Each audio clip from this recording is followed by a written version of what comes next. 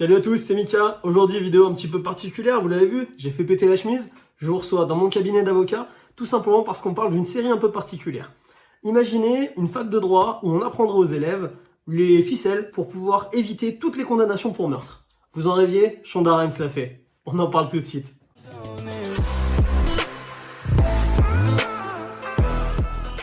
Effectivement, aujourd'hui sort la 6e et dernière saison de la série How to Get Away with Murder et on va enfin pouvoir savoir le dénouement final de l'histoire.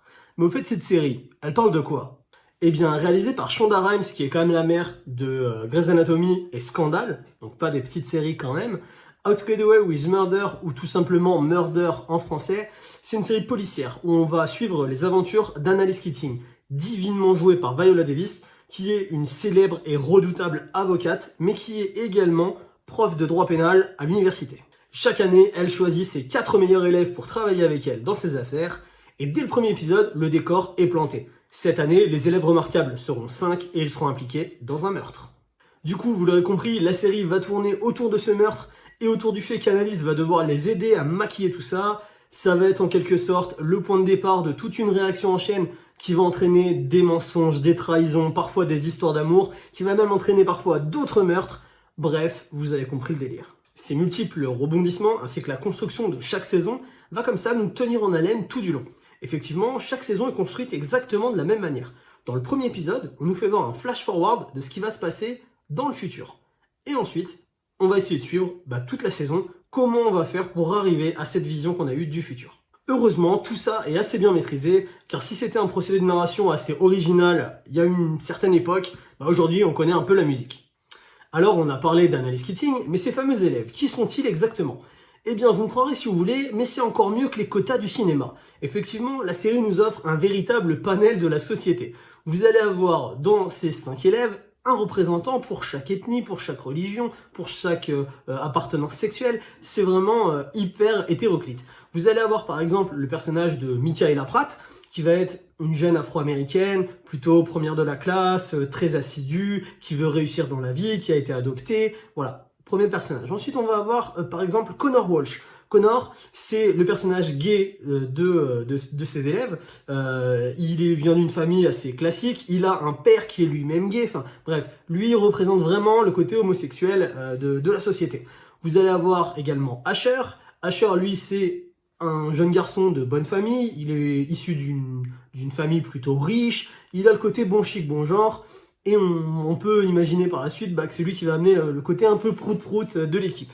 On va avoir également Laurel qui est la représentante de la partie hispanique, surtout des États-Unis.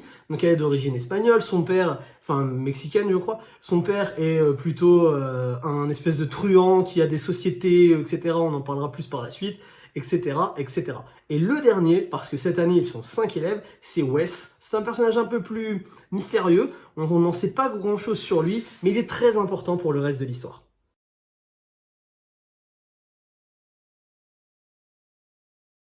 Tous ces personnages sont assez bien écrits. Effectivement, ils sont bien écrits surtout pour une chose, car ils vont au-delà des stéréotypes qu'on pourrait leur attribuer au départ.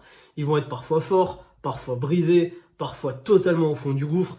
Ils vont parfois péter des câbles et ne plus du tout être lucides, alors même jusqu'à commettre d'autres meurtres, etc., etc. Ils sont tout bonnement humains.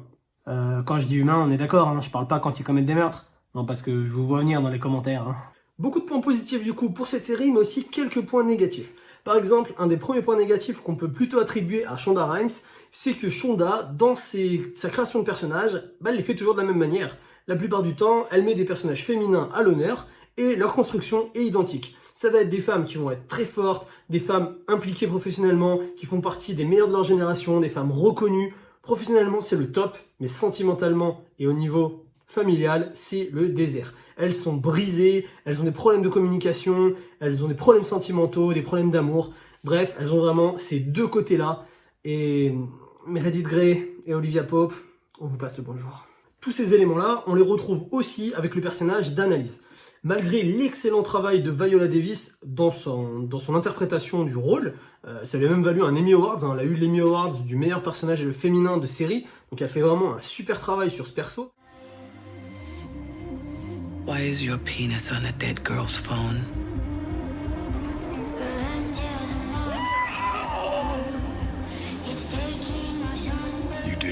chance.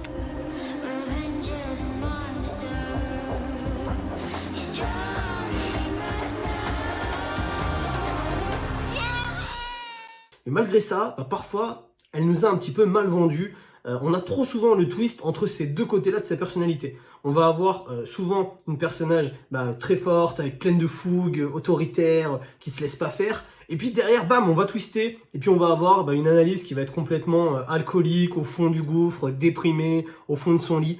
Et en fait, si on avait ce twist-là qu'une fois ou deux, ça passerait encore, on verrait plusieurs facettes du personnage, mais non, ça passe continuellement de l'un à l'autre, de l'un à l'autre, de l'un à l'autre, etc. Et au final, ça finit par desservir le personnage.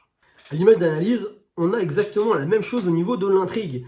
Les revirements de situation assez brutaux de l'histoire nous donnent l'impression d'un scénario improvisé en permanence. Heureusement, la série arrive à nous remettre à chaque fois dans le bain et dans le droit chemin, donc au final, ça passe. Comme d'habitude, avant d'avoir mon avis personnel sur la série, n'hésitez pas à vous abonner à la chaîne, ça me pousse à toujours sortir plus de vidéos. On commence à être assez nombreux, on a fait notre premier live justement, on a parlé des séries policières. Donc si vous voulez participer au live de YouTube, n'hésitez pas du coup à vous abonner, à activer la petite cloche, comme ça vous serez au courant. N'hésitez pas non plus à liker, à partager la vidéo, ça m'aide pour la visibilité. N'hésitez pas, suivez-moi sur les réseaux sociaux pour plus de news. Et maintenant, mon avis. Eh bien, vous commencez à me connaître. Moi, j'apprécie les séries qui sont terminées. Je ne veux plus de séries où on a des saisons, des scénarios improvisés, écrits au fil de l'eau juste pour rajouter de la Netflix money. Ça ne m'intéresse plus. Et du coup, là, j'ai été servi avec cette dernière saison, 6e et dernière saison de Murder.